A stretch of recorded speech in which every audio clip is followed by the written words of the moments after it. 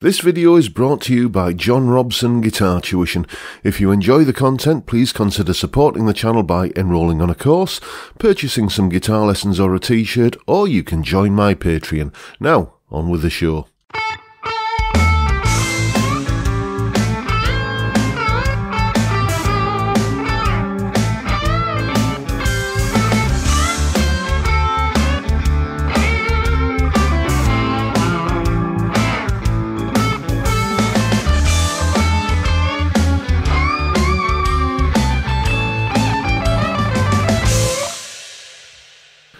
Hello chaps, welcome once again to John Robson Guitar Tuition. As always, I do hope you're well. What you just heard there was me having a stab at what is possibly the first Eric Clapton guitar solo that many people will have encountered, because it's the solo on the first song from the famous Beano album, you know, John Mayall's Blues Breakers with Eric Clapton, and Eric was, I think, a fresh-faced 19-year-old when he joined the band. Anyway, yeah, the song is called All Your Lovin', and that's my take on the solo from it. Gary Moore had a stab at it as well on his Still Got the Blues album, but this is the version that many people first became familiar with this song via.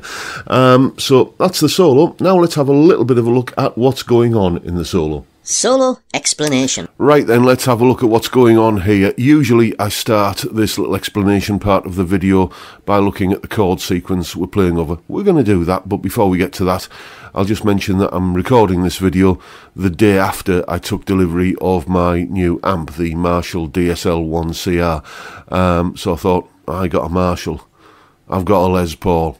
I would have to have a spectacularly good reason to not use those pieces of kit for a solo like this, so that's what I did. The settings I was using on the Marshall, there they are there. I did start out using the classic gain channel, you know, because I'm thinking, you know, Marshall Blues Breaker, essentially a JTM 45 in combo form. That's what was used on the original, so let's go to the old school channel on the amp. But for some reason it just recorded better on the ultra gain channel with the gain turned right the way down, so that's what I ended up doing, and you can see the EQ settings there.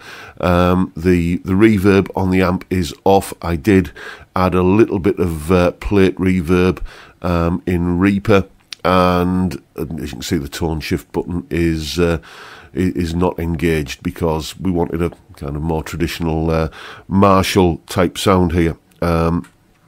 So on the guitar, I'm on the middle pickup setting, and I've got the neck pickup, the volume for that rolled back a little bit. That's something that I remember seeing in a Neville Martin video ages ago. Neville Martin, you remember him? He used to be the editor of Guitarist magazine, and he is something of a know-it-all when it comes to recreating Clapton's tone from that period. So I just basically listened to his words of wisdom, and that's the settings I was using. So let's have a look at the chord sequence we're playing over. Essentially, it's a 12-bar blues in A. The rest of the song is essentially a minor key blues. You know, you've got that kind of thing, and then that sort of thing there, which obviously I've forgotten how to play. So the rest of the song is in A minor, but for the solo, it steps into like a sort of an A major shuffle, and it's based around these set of riffs. For the A7 chord we're playing,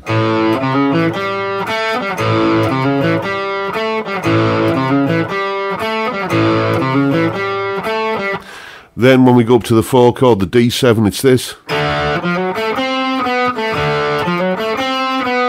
Back to the A7, and then for the E7, that,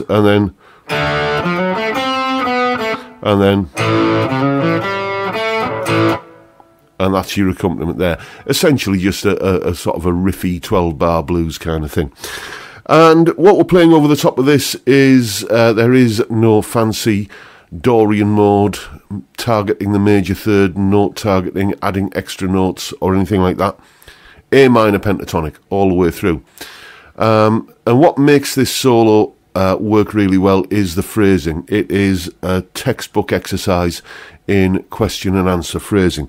So we start with, I'll go through the phrases in the solo and sort of try and break them down into questions and answers. So we start with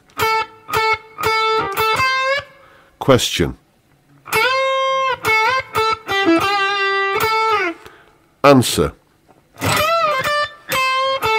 question, answer, and then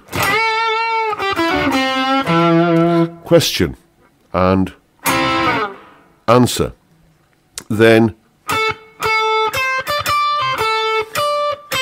beg your pardon, I'll do that again.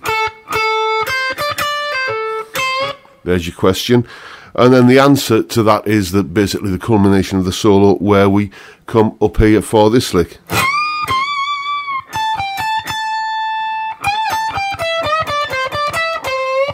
Again, just kind of coming straight out of that A minor pentatonic pattern 1 up at the octave position there, like that. Things to watch out for here are the when we're playing that sort of section here in position 2 of the pentatonic, where we've got this 3 semitone bend here.